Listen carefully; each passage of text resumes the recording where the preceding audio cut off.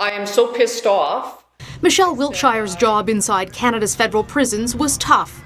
Now the retired corrections manager is spending her retirement fighting for her pay. She's one of thousands of current and former federal government employees devastated by the Phoenix pay system. I'm paying taxes for them to keep screwing around with a system that we all know is not working. According to a new Senate report, she's not alone. Her claim is one of a whopping $596,000 that needs to be resolved, a process expected to take over 5 years. It is an international embarrassment that the government has failed to pay tens of thousands of its own correctly and on time. The scathing report says there is little evidence the government has learned its lesson, and no one has been held to account for the disastrous program. There is no guarantee that everything is in place to prevent this from happening again. The Auditor General revealed that 3 senior public service executives approved the system despite repeated warnings it wasn't ready. Their identities have not been publicly revealed, but the government has confirmed they were not fired. Instead, 2 were shuffled to new jobs and 1 retired, part of what the Senate and the Auditor General have termed a culture problem in the public service, where bad news is downplayed and no one takes responsibility for mistakes. Something the Canadian Taxpayers Federation says must change. When you have a public service project that was managed in a way that cost taxpayers $2.2 billion, you need to have a way of holding those people accountable, and being able to fire them is an important part of that accountability. Senators did not subpoena the bureaucrats to testify, but were quick to point the finger at politicians. The responsibility lies in the hands of the cabinet, it lies in the hands of the minister. Mercedes joins us now. So Mercedes, what was the reaction from the minister today? Well, the minister is still blaming the former Conservative government and Stephen Harper. They say they're going to fix this system as the Liberal government, and they're going to replace the Phoenix pay system, but that could be years away. At the end of the day, Canadians are left with this bizarre and maddening situation where Ottawa is telling us it's going to cost about $2.2 billion to fix this, but nobody can tell us when or how that fix is going to happen. The Liberals have touted the environment as a top priority of the federal government, but now they're rolling back their carbon tax plan. For carbon-emitting companies, it's a significant change. Instead of paying tax on anything above 70% of their sector's average greenhouse gas emissions, the bar moves to 80%. They'll pay less tax and even less for more vulnerable sectors. Iron and steel manufacturers, cement, lime and nitrogen fertilizers will be taxed only above the 90% mark. The Liberal government loves to say the economy and the environment go hand in hand, but are these rollbacks putting business ahead of climate? It's just yet another example of the ways in which climate policies are being watered down across Canada right now. New rules mean emitters could pollute more and pay less. A stark picture of income inequality in Canada is highlighted in a new report on the country's richest families. The Centre for Policy Alternatives, a non-partisan research institute, found that Canada's 87 richest families have a combined net worth of $259 billion. That's the equivalent of all the money of those who live in 3 provinces: PEI, New Brunswick, and Newfoundland and Labrador. The rich keep getting richer. Their net worth rose $806 million per family between 2012 and 2016, while the net worth of middle-class families rose by just $41,000. Taxpayers foot the bill for universal coverage. But do you know just how much is coming out of your pocket? We never see a bill for healthcare services. And are you getting your money's worth? Canada's healthcare system is the envy of many countries, but it doesn't come for free, and healthcare spending is skyrocketing. For the average single Canadian, healthcare costs have more than doubled over the last 20 years. Abigail Beeman breaks down the numbers in tonight's top story. Do you think that healthcare is free in Canada? I think so. No. Yeah, definitely not free. Just included with everything else that we pay for. Come on, girlies. A family of 4 like Sandra Gilson's is expected to pay nearly $13,000 for public health care this year. A single person, $4,640.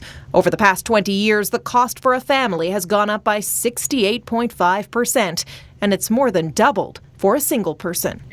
Here's how Canada ranks compared to other OECD countries. Per capita, we pay a little more than average, but still less than half as much as Americans. A new report from the Fraser Institute zeroes in on just how much that costs. We never see a bill for healthcare services. We don't really have a dedicated health insurance tax. And that creates a sort of situation where there's a misperception that Canadian healthcare is free.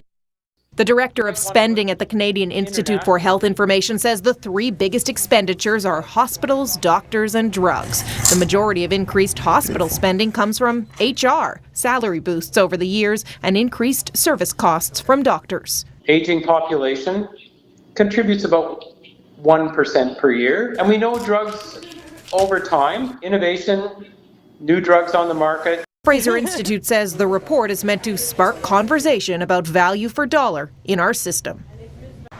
The fight between Ontario's new Conservative government and the federal Liberals is heating up.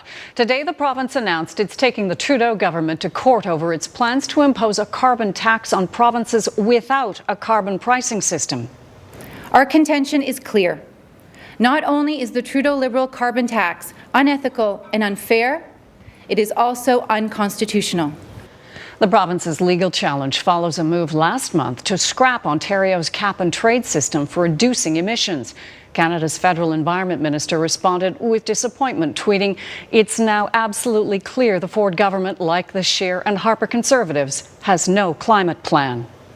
We hear a lot about the toll that plastic pollution takes on our oceans. Well, tonight researchers have identified another hazard of too much plastic: greenhouse gas emissions. Researchers at the University of Hawaii found that when exposed to sunlight, plastic used in everyday objects emits two heat-trapping gases, methane and ethylene. More than 9 billion tons of plastic has been produced since 1950. With all that plastic around us, researchers say the volume of plastic that will eventually be exposed to the elements is going to keep going up. Our planet has passed another troubling milestone. It has to do with Earth Overshoot Day, the point when humans use more natural resources in 1 year than the Earth can produce. This year, we hit that mark on August 1st, earlier than ever. Humans are using up the world's natural resources about 1.7 times faster than our planet's natural ecosystems can regenerate them. The political headwinds facing Justin Trudeau's Liberal government keep growing, with immigration now a polarizing issue. In recent months, the number of irregular border crossers has been on a downward trend, but a new poll out tonight shows even more Canadians believe the numbers are still too high. Our Ottawa Bureau Chief Mercedes Stevenson is looking into the growing challenge facing the feds. Mercedes. Colleen, the Trudeau government is trying to convince Canadians they have nothing to worry about when it comes to the number of irregular border crossings into Canada. But clearly, it's an uphill climb. After a new poll showed that more than 2/3 of Canadians consider the flow of asylum seekers entering the country to be a crisis and believe Canada's ability to handle the situation is hitting its limit. But Bill Blair, the man who was just named minister in charge of border security, was in Toronto today saying the concerns are more hype than reality. It is my responsibility to be able to reassure Canadians that we are dealing with this in a responsible way. The number of irregular border crossings has skyrocketed in recent years, but Blair points out there's been a recent drop in the number of illegal border crossings. 600 fewer people walked across the border between May and June, but the July numbers aren't out yet. Despite the downward trend, the City of Toronto is struggling to house people as shelters have been overflowing, forcing officials to house asylum seekers in hotels and college dorms, and rapidly running out of room. Today, the federal government delivered a promised $11 million in funding and announced they will be renting more hotel rooms in order to move hundreds of asylum seekers out of the college dorms as students prepare to return to school. Toronto Mayor John Tory welcomed the plans, but says more needs to be done. This is an important step forward, but it's by no means, neither of us presented it today as the ultimate solution. The federal opposition have criticized the plans as a band-aid solution, and the province of Ontario is demanding Ottawa foot a $200 million bill to pay asylum seekers' costs. So, Mercedes, how is all of this affecting Justin Trudeau's approval numbers?